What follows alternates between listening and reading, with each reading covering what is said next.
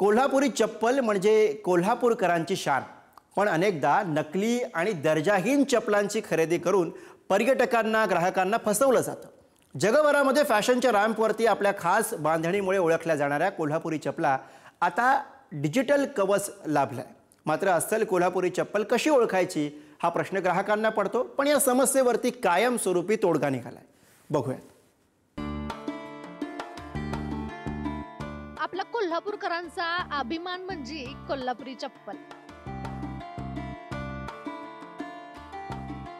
तो कोल्हापूरच कशाला, संपूर्ण महाराष्ट्रासाठी जिव्हाळ्याचा आणि अभिमानाचा विषय म्हणजे कोल्हापुरी चप्पल। टेचात चालताना करकर वाजणारी कोल्हापुरी चप्पल घालायला कुणाला आवडत नाही हो। पण कोल्हापुरी चप्पलेच्या नावावर आजवर अनेकदा अनेकांची फसगतही झाली आहे।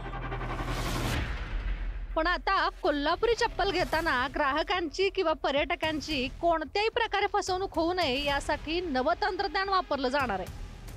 QR कोड तसेच NFC चिप कोल्हापुरी चप्पल मध्ये बसवली जाणार आहे। त्यासाठी ब्लॉकचेन टेक्नॉलॉजी वापरली जाणार आहे। ब्लॉकचेन म्हणजे काय? तर ब्लॉकचेन म्हणजे अशी तंत्रज्ञान ज्याच्यामध्ये एकदा जर का माहिती गेली तर ती माहिती कोणीच डिलीट किंवा एडिट त्याच्यामध्ये कसलाही फेरबदल करू शकत नाही। पण मग ह्या तंत्रज्ञानाचा वापर आपण करावा कसा?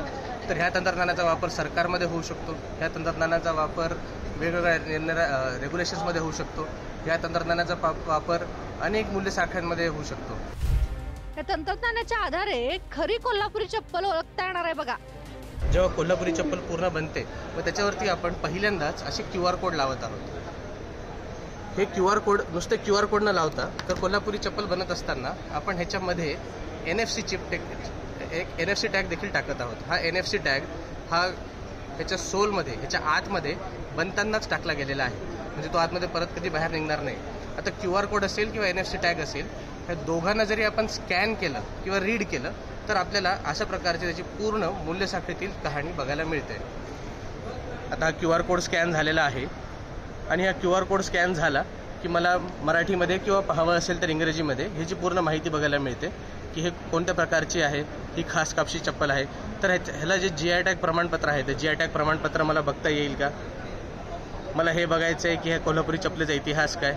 त्यानंतर मग पूर्ण ट्रेसेबिलिटी म्हणजे जी शेवटी पॅकिंग झाली तर पॅकिंगच्या अगोदर कलर पॉलिश झालं, अपर फिटिंग झालं, असे विविध प्रकारचे जे स्टेप्स करण्यात आले, हे स्टेप्स कसे कसे केले, काय काय केले, ह्याची सगळी माहिती तुम्हाला बघायला मिळते।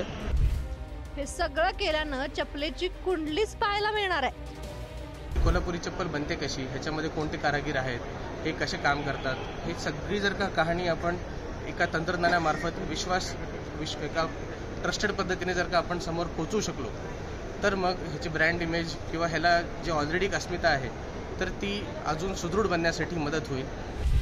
अगदी काहीच महिन्यापूर्वी प्राडा या आंतरराष्ट्रीय ब्रँडनं कोणतेही क्रेडिट न देता कोल्हापुरी चप्पलेच्या बांधणीची चप्पल फॅशन शो मध्ये वापरली होती।